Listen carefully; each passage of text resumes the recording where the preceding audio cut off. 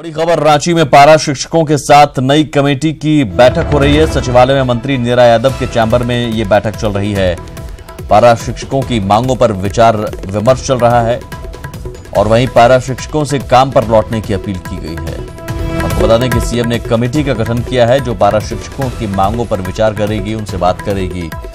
शिक्षा मंत्री नीरा यादव के नेतृत्व में यह कमेटी बनी है और इस कमेटी के साथ पारा शिक्षकों की इस वक्त बैठक चल रही है।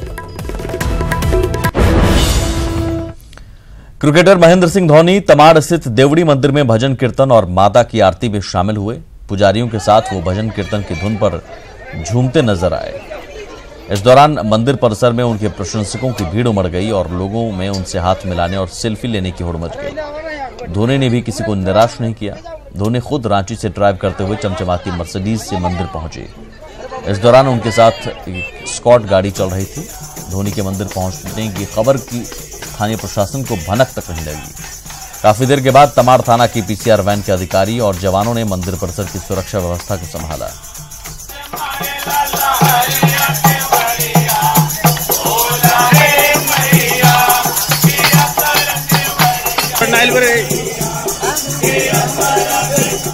धोनी जी आए हुए हैं, उन्हें बहुत सामने में देखकर बहुत अच्छा लगा और बहुत ही इच्छा थी उन्हें सामने देखने का और आज देख के लगा एकदम साक्षात, एकदम से मतलब आश्चर्य हो गया। बहुत अच्छा लगा। कितने देर तक रुके हुए हैं अभी?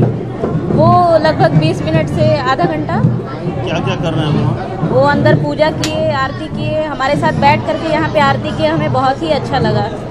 बताइए आज जो धोनी आए क्या खास था क्या? जी, हमेशा की तरह इस बार भी उन्होंने माँ के दरबार में नया साल के शुभ अवसर पर माँ के दरबार पर आकर माथा टेकर आशीर्वाद लिया। जैसे मंदिर की पट बंद होती है दोपहर में भोग लगने के लिए, सेम उसी समय उन्होंने माँ के दरबार में पहुँचा। उन्होंने आधा घंटा तक बैठकर भजन कीर्तन कर साथ में पूजा अर्चना करके माँ का आशीर्वाद लेकर वापस चले गए। कैसा लगा जो साथ में भजन कीर्तन किया आपको? साथ में भजन किए, कीर्तन किए, बहुत ही आनंद वो भी लिए, हम लोग को भी बहुत आनंद। पाकुड़ में पाकुड़िया के सिद्धपुर में गर्म जल के झरना में बीजेपी ने वन भोज का आयोजन किया। यहां पार्टी पदाधिकारियों, कार्यकर्ताओं और ग्रामीण ने एक साथ भोजन किया। इस मौके पर बीजेपी ने सिद्धपुर गर्म जल के झरने को विकसित करने की बात कही। आए हैं तलुआ गांव में, ये जो आज गर्म पानी का जो ये झरना है, ये बहुत ही ऐतिहासिक जगह है और हम लोग का कोशिश यही रहेगा कि इस स्थल को हम कैसे और भी सुसज्जित करें और विकसित करें। इसके लिए मिनिस्ट्री ऑफ टूरिज्म को हम लोग जो है इसके बारे में लिख के देंगे कि अलग से इसको किस तरीके से हम लोग और भी बेहतर तरीके से डेवलप कर सकें, ताकि झारखंड से ही नहीं पूरे देश दुनिया से लोग यहाँ पे देखने आए। थोड़ा और इसको जो डेकोरेटिव हमको बनाना पड़ेगा। झारखंड में जन वितरण केंद्रों को मानवता केंद्रों के रूप में स्थापित करने का प्रयास शुरू हो गया है। निचले तबके के लोगों को अब राशन कार्ड बनवाने के लिए डीएसओ ऑफिस के चक्कर नहीं काटने पड़ेंगे। जन वितरण केंद्र संचालक ही गरीब लोगों की पहचान कर उनका ऑनलाइन वेरिफिकेशन करवाएंगे।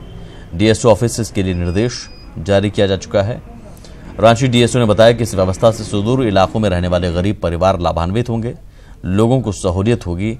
वहीं इस प्रावधान से लोगों से सीधा संपर्क भी स्थापित होगा। हम लोग जन वितरण की दुकान को थोड़ा सा मानवता केंद्र के रूप में करने की योजना है। हमारे डीलर बहुत सक्षम हैं कि वो अपने गरीबों की पहचान कर सके, गरीबों से ले, और गरीबों को भी सहूलियत है डीलरों से मतलब अपना समाधान कराए। हमने डीलरों को इंस्ट्रक्शंस दिए हैं कि उनके क्षेत्र में जितने भी गरीब हैं उनका ऑनलाइन करावे, ऑनलाइन करा के जाँच करावे, हमसे उसकी फोटोग्राफ्स करावे, उसकी वीडियो कॉलिंग हमसे बात करावे और वहीं से हम लोग उसका आवेदन को ले लें और पास करके दें, ताकि उनको कम से कम दिक्कत उठाना पड़े। दूरस्थ प्रखंडों में खास करके वहाँ के लोगों को यहाँ आने में बहुत तकलीफ होगी या मिलने में प्रतिदिन बीएसओ के नहीं रहने से तकलीफ और बढ़ जाती है। तो ऐसी स्थिति में हम लोग कोशिश कर रहे हैं कि डीलरों के माध्यम से हम लोग सीधे उन तक पहुँच जाएँ। पिछले 2 महीने से डाकिया योजना का लाभ न मिलने से परेशान पहाड़िया समुदाय के लोगों ने डीसी से मिलकर अपनी बात बताई। डीसी ने जल्द सब कुछ ठीक होने का आश्वासन दिया है। गरीब पहाड़िया के लिए मुख्यमंत्री कल्याण योजना के तहत मिलते आया है, वो चावल अभी बंद हो गया, इसलिए गरीब लोगों को पहाड़िया के लिए बहुत तकलीफ हो रहा है। छोटा स्वराज बेड़ा में मुख्यमंत्री माननीय रघुवर दास जी ने उद्घाटन किया तो घर घर में डाकिया योजना का हम लोग का लाभ मिलेगा, ये हम लोग ने संकल्प लिया और बहुत खुशी से हम लोग रह रहे हैं। लेकिन अब 2 महीना बांध रहने के कारण हम लोग भूख से मर रहे हैं। जी हाँ, सही सुना आपने। पाकुड़ में डाकिया योजना का लाभ पहाड़िया जनजाति के लोगों को पूरी तरह से नहीं मिल पा रहा है। 2 महीनों से अनाज न मिलने के कारण पहाड़िया जनजाति के लोग परेशान हैं। लोगों ने डीसी कार्यालय पहुंचकर डीसी को अपनी समस्या बताई। जब डीसी ने जिला आपूर्ति पदाधिकारी से पूछा तो पता चला कि पॉश मशीन के कारण योजना को लागू करने में दिक्कत आ रही है, जिसे जल्द ही ठीक करा लिया जाएगा। हम लोग विभाग को पत्राचार पूर्व में भी किए हैं। आज हम फिर से एक चिट्ठी भेजेंगे और बात भी करेंगे सर से कि शीघ्र यहाँ पर हम लोगों को जब इसको उपलब्ध करा दी जाए तो तत्काल प्रभाव से हम लोग ग्रामीण लोगों को जो खाद्यान्न की आपूर्ति बाधित हुई है उसको हम लोग प्रोवाइड कर देंगे। सीएम रघुवर दास ने पाकुड़ के लिट्टीपाड़ा से ही इस योजना को शुरू किया था ताकि दूर दराज इलाके में भी 35 किलो अनाज का पैकेट घर घर पहुंच सके, लेकिन पहाड़िया जनजाति के लिए वो ऑनलाइन सेवा ही परेशानी का कारण बन गई, जो कि लोगों की सुविधा के लिए शुरू की गई थी।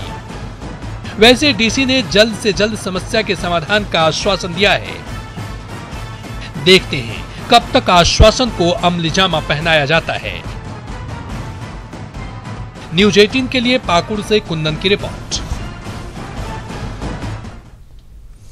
साहिबगंज में गंगा नदी के किनारे बंदरगाह का निर्माण होने वाला है। बंदरगाह शुरू होने के बाद कोस्टल एरिया में कानून व्यवस्था को बहाल करना प्रशासन के लिए एक बड़ी चुनौती होगी और इसीलिए प्रशासन ने पहले से इसकी तैयारी शुरू कर दी है। नए साल में साहिबगंज को मिलेगी एक और सौगात। गंगा नदी बंदरगाह के साथ गंगा नदी थाने की सौगात। कोस्टल पुलिसिंग से अपराधियों पर कसी जाएगी नकेल। गैर कानूनी कामों पर भी प्रशासन की रहेगी पैनी नजर।